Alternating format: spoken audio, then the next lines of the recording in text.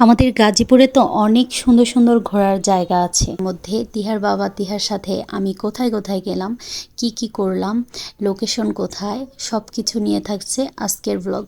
আসসালামু আলাইকুম everyone, welcome to my new another blog. কী অবস্থা, সবাই কেমন আছো?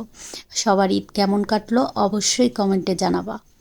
আমার ঈদ তো আলহামদুলিল্লাহ অনেক ভালো কাটছে, কিছু সুখ কিছু দুঃখ, এটা নিয়েই জীবন।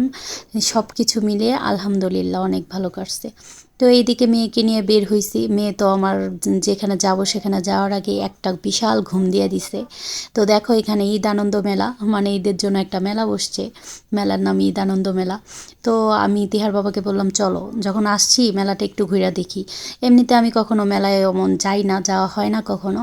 তো গেলাম, যাওয়ার পরে দেখি বিশ্বাস করো মানুষের জন্য হাঁটাটাই অনেক কষ্টকর হয়ে গেছে, অনেক বেশি মানুষ ছিল।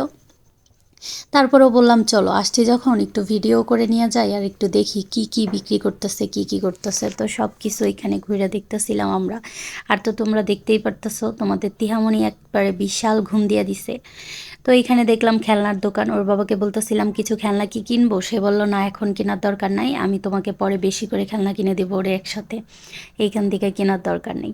আমার এতিহার বাবা বারবার বলতেছিল যে এই চরকিতে উঠবা নাকি, উঠো উঠো উঠো, মানে ও জানে আমি বিশাল ভয় পাই, তো এই জন্য উঠি নাই। এইখানে আবার দেখো, এইখানে আবার এই পান, মানে সব রকমের পান, এগুলো কে কে পছন্দ করো। এগুলোতে নাকি আগুন দিয়েও মুখের মধ্যে দেয়, এগুলো আমার দ্বারা সম্ভব না।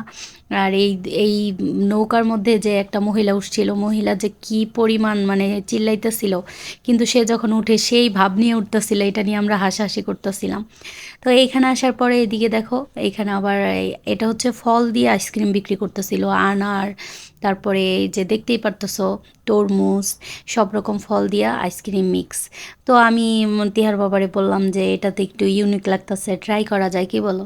বলতেছে হ্যাঁ, তুমি খেলে খাইতে পারো। পরে আমি বললাম আচ্ছা ঠিক আছে। তো এদিকে আমি দেখতেছিলাম সে কিভাবে বানায়। তো এই দোকানটা ইউনিক হওয়াতে অনেক মানুষের ভিড় পড়ে গেছিলো, কারণ সবাই তো নতুন কিছু দেখলে, জানোই তো আমরা বাঙালি ঝোঁকের পাগল, যেটা দেখি সেটার জন্য অস্থির হয়ে যাই। তো এইখানে সবাই অনেক কী করতেছিল, এইখানে আমি দেখলাম যে ওরা রসগুলো চিপা চিপা আর কি আইসক্রিমের উপরে দিতেছিল। তারপরে দেখতেই পারবা কিভাবে কি করে, আমি মানে খুব মনোযোগ দিয়ে এই জিনিসগুলো দেখতেছিলাম। আর বিশেষ করে বাহিরে গেলে মনটা অনেক ফ্রেশ লাগে, অনেক ভালো লাগে। অন্য মানুষের সাথে আড্ডা না দিয়া, মানুষের সাথে মানে সমালোচনায় না জড়ায়া একা একা থাকবা। আর যদি সময় পাও, যতটুকু সময় পাও হাজব্যান্ডকে সময় দিবা, তার সাথে বাচ্চাকে সময় দিবা, বাচ্চা নিয়ে বাহির হয়ে যাবা। এক তো ঘোরা সুন্নত, সেকেন্ড তো ঘুরলে অনেক মন ফ্রেশ থাকে। সব কিছু মিলাই যে দেখো তিহার বাবা আবার আমাকে রিভিউ দিতেছে যে আসলে এটা কেমন। তো আমি বলতেছিলাম কেমন, ফার্স্টে বললো না মোটামুটি চলে, তারপরে আবার বলতেছিল না মজা আছে। তো আমি আবার কইলাম যে এটা তুমি কেমন রিভিউ দিলা, আমি বুঝলাম না। সবচেয়ে বড় কথা হইছে আমার হাজব্যান্ড আমাদের ভালো রাখার জন্য অনেক চেষ্টা করে। সে সবসময় চায় যে আমি একটু খুশি থাকি। আমি আবার অনেক ইমোশনাল মেয়ে। আমি অল্পতেই ভাইঙা যাই, কারো কথার আঘাত সহ্য করতে পারি না। এই জন্য সে আমারে সবসময় বলে যে আমি তোমার প্রতি এইটার জন্য, যদি আমাকে কেউ বলে যে আচ্ছা আপনার বউর একটা দোষ বলেন, তাহলে বলবো আমার বউ সরল আর অল্পতেই সবাইকে বিশ্বাস করে সব বইলা দেয়, তারপরে একটা বাঁশ খায়। তো আমার মতো বাঁশ কে কে খাও সেটা কমেন্টে বইলো। এইদিকে দেখো, তারা আমরা যাইতে যাইতে দেখলাম এইখানে অনেক জায়গা, মানে গ্রাম্য পরিবেশ, মানুষের কোনো অভাব নাই।